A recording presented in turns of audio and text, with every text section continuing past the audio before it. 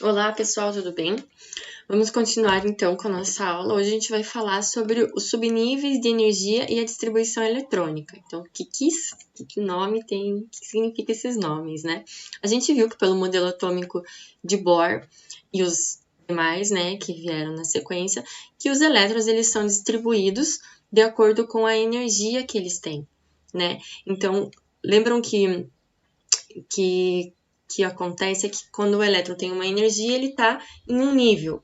Quando ele absorve mais energia, ele vai para um nível que é uma camada mais externa ao núcleo do átomo. E aí, com isso, a gente consegue fazer a distribuição dos elétrons em torno do átomo, né? Vamos ver como que funciona. Então, esses níveis de energia, eu trouxe um desenho aqui para explicar para vocês. Tem um textinho para vocês lerem depois, mas a ideia é o seguinte. A gente tem aqui o núcleo, né, onde estão os prótons e os nêutrons. E aqui, ó, na eletrosfera, a gente tem os elétrons. E eles vão estar dispostos na eletrosfera de acordo com a quantidade de energia que cada um deles tem. Então, quanto mais externa, mais energia. E aí, a gente chama esses níveis de energia, então assim, eles têm, a princípio são 7, né?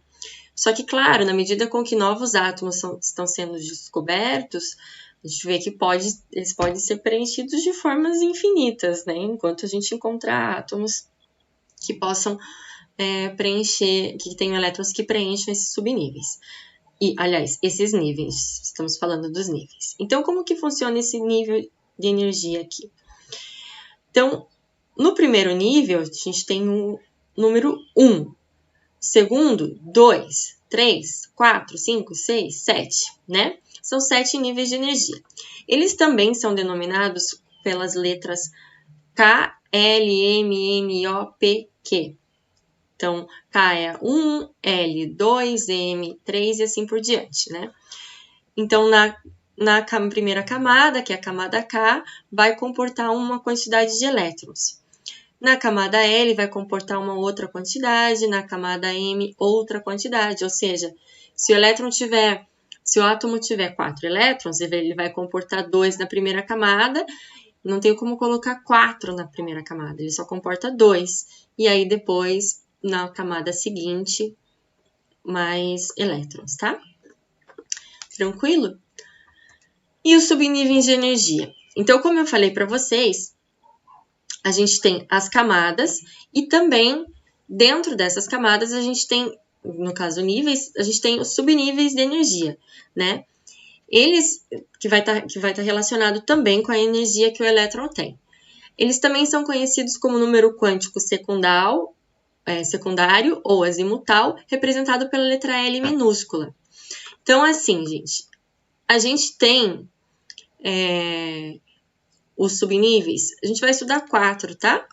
S, P, D e F. Como eu falei, na medida com que mais átomos são descobertos, a gente encontra mais subníveis preenchidos aí. Então, a princípio, e eles são representados, então, por um número que é o número quântico secundário. Então, quando a gente fala em nível, os primeiros números que a gente encontra são 1, 2, 3, 4, 5, 6 e 7 são os números quânticos principais.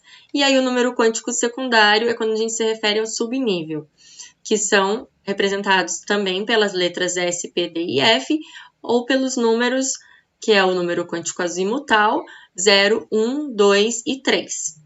E aí cada um deles vai comportar uma quantidade máxima de elétrons. Então, se você tem para distribuir, né, em um nível você vai distribuir 2, em um subnível você vai distribuir 2, no próximo subnível você vai distribuir... Ai, tô com coceira aqui. Vai distribuir 6, no D você vai distribuir 10 e no F você vai distribuir 14, de acordo com a quantidade de elétrons que aquele átomo possui, tá? Já vamos ver isso na prática, vai ficar mais claro, vamos fazer um exercício. Então, ó, as camadas também são chamadas de níveis ou número quântico principal e os subníveis são chamados de número quântico secundário. Então, como que funciona? Se na primeira camada eu estiver falando da primeira camada e do subnível dessa primeira camada, eu vou ter o 1s, né? O subnível S, a camada 1. Camada 2, subnível S, e vou ter também o subnível P. Aqui, ó, camada 1 tem somente o subnível S. Na camada 2, eu tenho o subnível S e o P. Na camada 3, eu tenho o subnível S, P e D. Por isso que é assim, ó, 3S, 3P, 3D. Na camada 4, 4S, 4P, 4D, 4F e assim por diante. Aqui a gente tem o Z, o G, o H e tá tudo em asteriscos, né? Porque, como eu falei, pode ser infinito, mas a gente vai trabalhar somente até aqui, que é o que tem relatado por enquanto de átomos, tá? Vamos entender como que funciona. Então, assim, foi feita uma distribuição eletrônica através do diagrama de Linus Pauling. Então, Linus Pauling criou esse diagrama que ordena essa distribuição de acordo com os níveis energéticos, né? Então, ó, número máximo de elétrons por subnível. Então, no subnível S aqui cabem 2 elétrons, no subnível P cabe 6, no subnível D cabe 10 e no subnível F cabe 14, né? E aqui tem a camada K, L, M, N, O, P, Q, também conhecido por 1S, por isso aqui 2S, 3S. Cada uma delas também vai ter uma quantidade máxima de elétrons que a gente consegue colocar, que ela consegue comportar. Então, como aqui a camada K ela é constituída somente pelo subnível S, e no subnível S só cabem 2, então aqui é 2. A camada L é constituída por S e P. Então, cabe 2 do S e mais 6 do P. Ó, 6 do P, então a gente vai ter 12. A camada 3 cabe um S, um P e um D. No S cabe 2, no P cabe 6 e no D cabe 10. Somando vai dar 18. E assim por diante, tá? Eu vou fazer com vocês agora como que a gente faz para distribuir o número de elétrons que tem no sódio. Vou mudar aqui para caneta. Vamos lá. Então, vamos lá como que faz. Então, o sódio ele tem número atômico igual a 11. Isso significa que ele tem 11 prótons. Como ele está eletricamente neutro, né? Ele vai ter 11 elétrons também. Então, eu preciso distribuir 11 elétrons aqui no diagrama de Linus Pauling. Como que eu vou fazer? Eu preciso seguir essa ordem aqui, ó. Essa flechinha vem, sobe, vai, vem. E não em linha horizontal. Preciso seguir essas verticais. Porque assim eu vou respeitar a energia. Como eles estão distribuídos de acordo com a energia, é assim que vai funcionar, tá? Então, vamos lá. Vamos ver como é que funciona aqui. Vou começar, então, por um S. Então, eu vou escrever aqui um S, e daí eu coloco 2 aqui. Vocês lembram disso, né? Aí, eu venho aqui, ó. Vou voltar aqui para 2S. 2S. Então, eu tô na camada K agora, né? Camada K, desculpa, na camada L. 2S2, agora 2. O que vem depois do S2? 2, volta para cá. P. 2P, 6. Ó, até agora, eu distribuí 2 elétrons no subnível S da camada 1, mais 2 elétrons no subnível S da camada 2, mais 6 elétrons do subnível P na camada 2.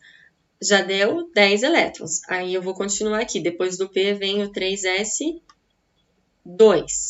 Coloco 2, ele comporta 2, mas só tem 1 aqui sobrando, né? Então, eu vou colocar 3S1. Certo?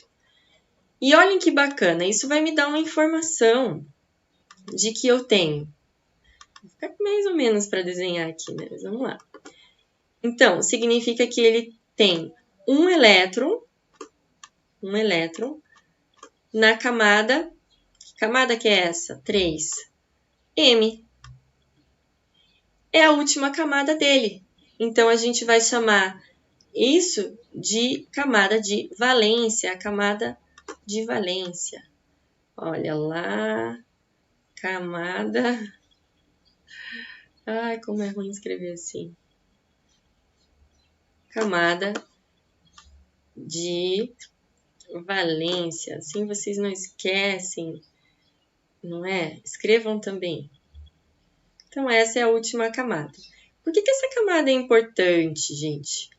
A gente vai ver mais adiante que as ligações químicas ocorrem através da camada de valência, a camada mais externa do átomo, tá? Então, a gente fez a distribuição eletrônica de um átomo eletricamente neutro.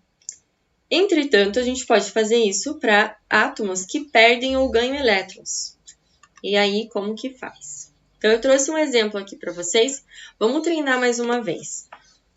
O ferro, né, ele está aqui eletricamente neutro e o número de prótons dele é 26. Então, quantos elétrons eu vou distribuir? O número de prótons para um átomo eletricamente neutro é igual ao número de elétrons. Então, o que eu vou fazer? Vou distribuir 26. Vamos lá.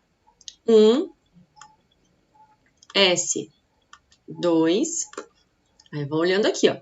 2S2. 2S2.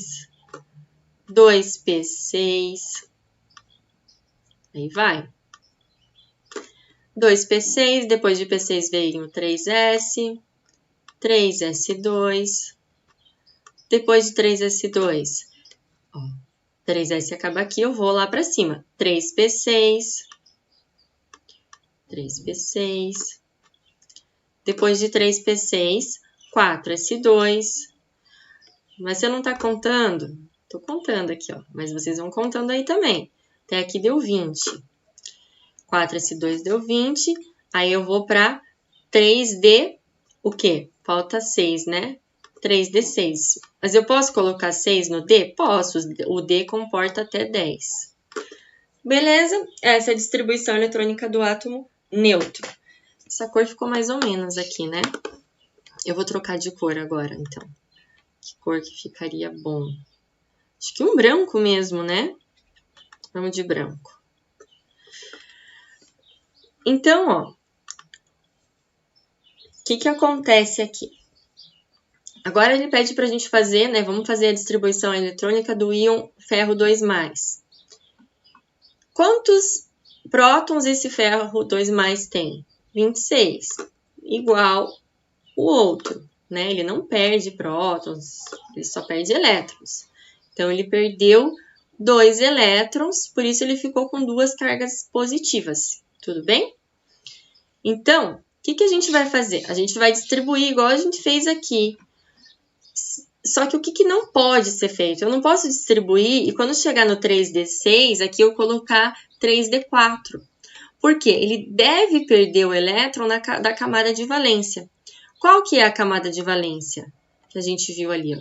4S2, né? Essa é a camada de valência. Então, é isso que vai ser eliminado aqui quando a gente for fazer essa distribuição. Então, vai ficar 1S2, 2S2, 2P6, 3S2, 3P6, 3D6. Tá certo? Então, é esse aqui que vai sumir. Deixa eu fazer um risquinho aqui, ó. Essa camada vai embora. Certo, gente? Então, fiquem atentos a isso. E bora praticar. Fazer essas distribuições aí. Que isso vai ajudar bastante quando a gente for fazer as ligações químicas. Na nossa aulinha de ligação química. Tá certo? Bons estudos e até breve!